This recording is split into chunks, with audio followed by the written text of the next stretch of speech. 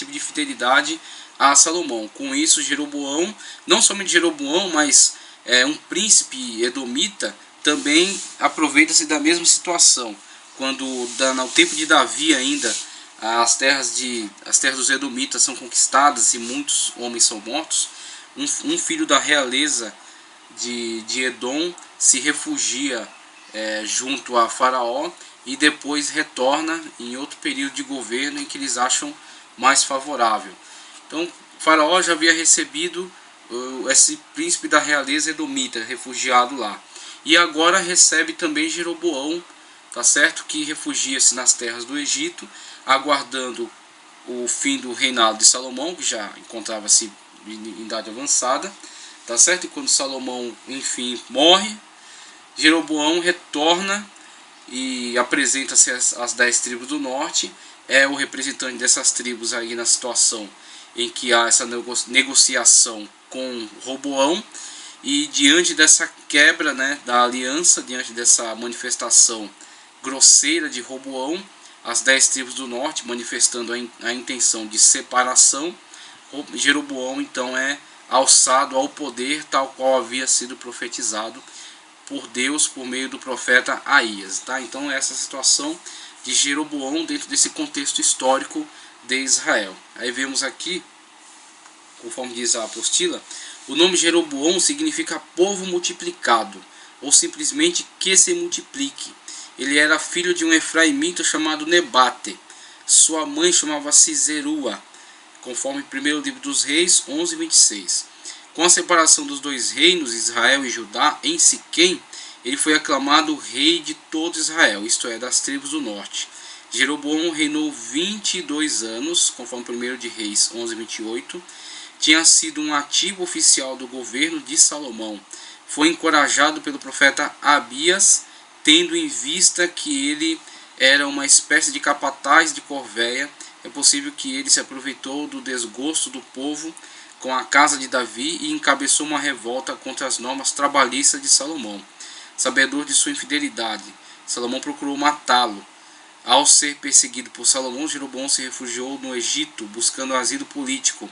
Ao voltar a Israel, Jeroboão se aproveitou do descontentamento dos delegados das tribos do norte com a casa de Davi e ajudou a levar a efeito a separação dos dois reinos. Como já vimos, as 10 tribos do norte ficaram com ele. Ao estabelecer o reino do norte, antigo reino de Saul, reativou-se o clássico e antigo nome de Israel, contrastando assim com o reino de Judá, formado pela tribo de Judá e a vizinha tribo de Benjamim.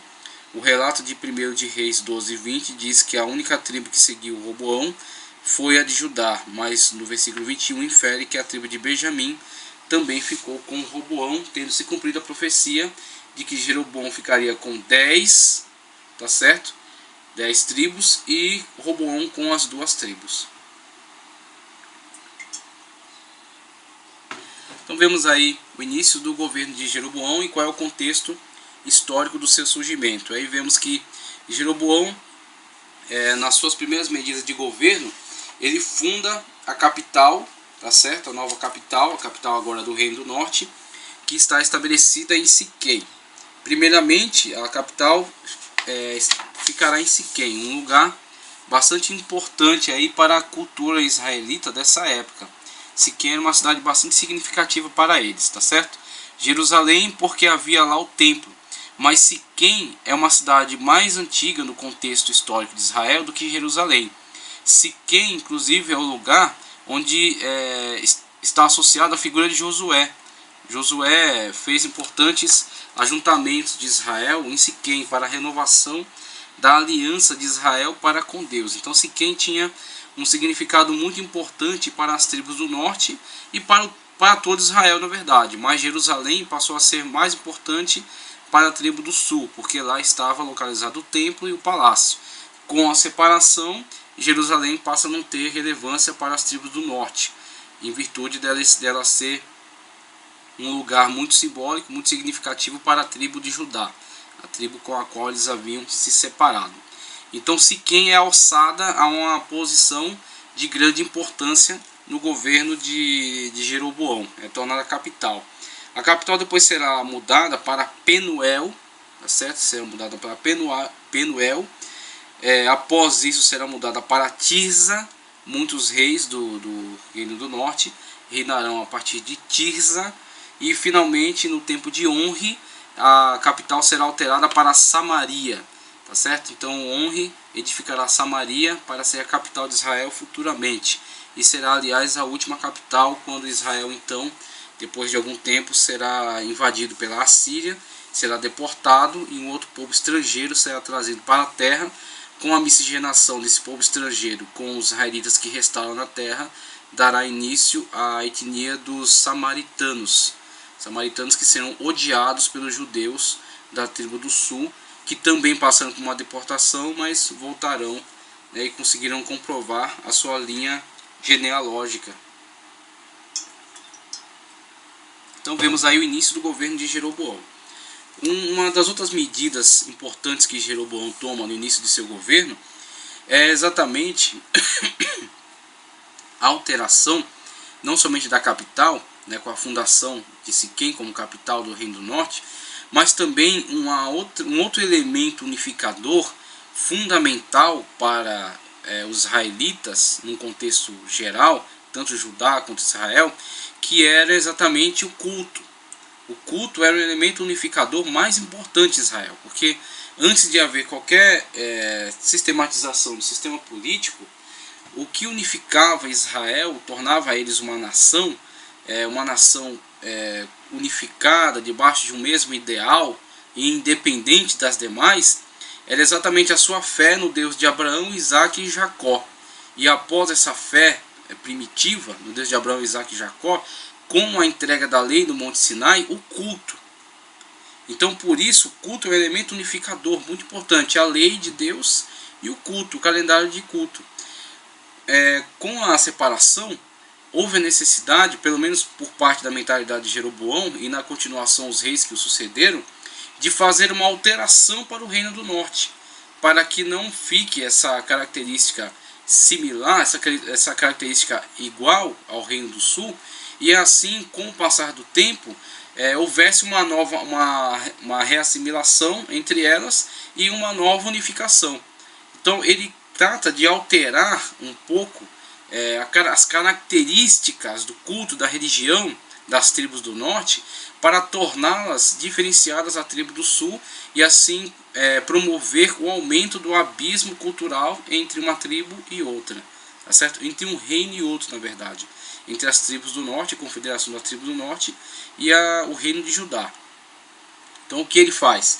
Ele muda, ele altera tanto a questão do calendário festivo, sabendo que para a lei de Deus, que ficou muito vinculada a Jerusalém, ao templo, a continuidade dinástica da casa davídica, uma vez que Deus havia profetizado isso, esta continuidade, né, que não faltaria descendente de Davi que se assentasse no trono, a lei entregue por Deus a Moisés ficou muito vinculada a eles, a tribo de Judá, ao local de Jerusalém, ao templo sagrado, ao sacerdócio que está ali, tá certo? Ficou muito vinculado a eles. Então o que acontece? Ele trata de fazer algumas alterações. Que alterações serão essas? Primeiramente, no culto, no reino de Judá, na lei de Deus, o número 7 é um número de bastante relevância. Então os calendários estão muito envolvidos com o número 7, o sétimo dia, tá certo? O dia de descanso, o sétimo ano, o sétimo mês, tá certo? O número 7, o ano 70, por exemplo. Então tem muitas vinculações ao número 7. O número 7 é o número sagrado, o número da plenitude. O que Jeroboão faz em relação às tribos do norte? Ele altera o dia sagrado para 8. Então o calendário festivo religioso para a tribo, para o reino de Israel, será sempre associado ao número 8. E outra mudança muito importante, muito grave, uma mudança trágica, empreendida por Jeroboão nessa política de abismo cultural, aumento do abismo cultural entre o reino do norte e o reino do sul, é exatamente a fundação do bezerro de ouro. Na verdade, os dois pedestais, chamados bezerros de ouro, um colocado ao extremo norte do território, em Dan, e outro colocado ao extremo sul, em Betel. Então, quando ele funda né, quando ele levanta esses bezerros de ouro e coloca eles nas duas extremidades, temos aí uma demarcação territorial muito importante e o estabelecimento de um novo local de culto, um novo local para o qual os elementos de Israel peregrinarão, evitando a todo custo que eles desçam a Jerusalém para a realização dos cultos no templo, vinculado sempre ao reino de Judá, vinculado à monarquia da casa davídica. Ele tenta evitar que elementos de Israel peregrinem para o sul, para Jerusalém, para realizar o culto, as festividades sagradas, conforme o Deuteronômio determina, no templo sagrado.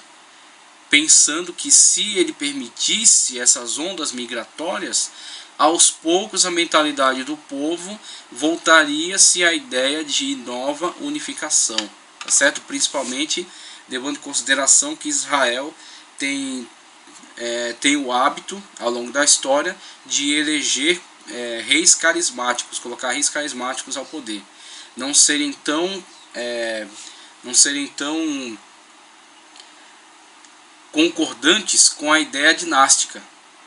Eles não têm não são muito atraídos pela ideia da continuidade dinástica. Então não necessariamente porque este rei é filho do outro, ele será rei também. Eles, ao final de um reinado, buscam qual é a figura carismática, qual é a pessoa de destaque, qual é a pessoa que o povo aclama como um rei de fato, como alguém com competências, capacidade, tá certo? Então eles não entendem que automaticamente o filho deste rei será rei, mas sim que uma pessoa do interesse deles é que deve ser alçado à realeza no território de Israel.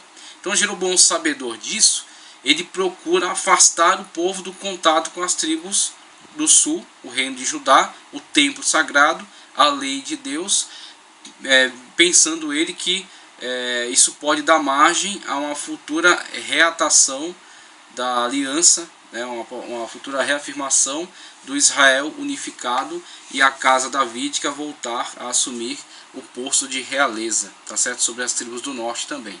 Então Jeroboão promove esse afastamento da frequência aos cultos no templo, tá certo? Esse afastamento dos elementos culturais presentes na tribo do sul, a fim de construir um novo elemento cultural, a fim de construir uma nova característica para Israel, primeiramente na questão religiosa, o que afetaria todas as demais questões. E com esse passo que ele dá, ele acaba tropeçando num grave erro, que é a questão do erro da idolatria. Então Jeroboão, o objetivo que ele sinaliza para nós com essa atitude, é um objetivo principalmente político. Ele está pensando na manutenção do poder nas suas mãos e na continuidade dos seus filhos, da sua casa. Ele pensa no poder concentrado, centralizado nas mãos da sua casa. Estabelecer uma linha de continuidade que possa ser garantida para ele. Aí com isso, para atender essa demanda, ele lança mão de qualquer estratégia. E a estratégia que ele lançou foi essa: levantar os 2 bezerros de ouro. Com esse bezerro de ouro, ele entra em conexão, de certa forma, com uma prática que já foi realizada dentro de Israel. Qual é o problema disso? Ele está inovando quando ele levanta um outro tipo de referencial de culto em Israel. Então não é o templo, é o bezerro de ouro que ele levantou. Ele está inovando com isso. Mas ao mesmo tempo que ele está inovando, ele está reafirmando hábitos que já foram praticados, que é exatamente o culto ao boi Apis, que foi praticado, realizado durante a peregrinação, mas para o qual foi realizado um ato de punição por parte de Deus de forma bastante agressiva, uma punição bastante severa. Foi completamente rejeitado por Deus este ato, essa atitude da adoração daquele bezerro de ouro levantado pelos israelitas durante a peregrinação. Então o que ele faz? Ele resgata algo da memória deste fato, desse evento, no sentido de Israel já ter se voltado para esse tipo de culto, mas com uma certa modificação, porque os estudiosos entendem que a intenção do bezerro de ouro em Betel e em Dan não era tanta questão da adoração ao próprio animal, ao próprio bezerro, mas sim a questão do bezerro, dos bezerros de ouro, serem na verdade pedestais, porque ao se fazer uma análise mais aprofundada das etnias semitas, o que percebe-se é que geralmente as manifestações cultuais dessas etnias não incluem zoomorfismo. O que é o zoomorfismo? Zoomorfismo. O zoo é animal, em grego, tá certo? Zoo diz respeito à vida animal. E morfos, mudança, transformação. Então seria a vida animal transformada em deidade. Tá certo? Então o culto zoomórfico é necessariamente o culto que adora a sua deidade por meio de figuras animais, que era um culto muito praticado entre os camitas. Tá certo? As tribos de Cã, Mizraim, que é os egípcios, tá certo? Put, os cuxitas.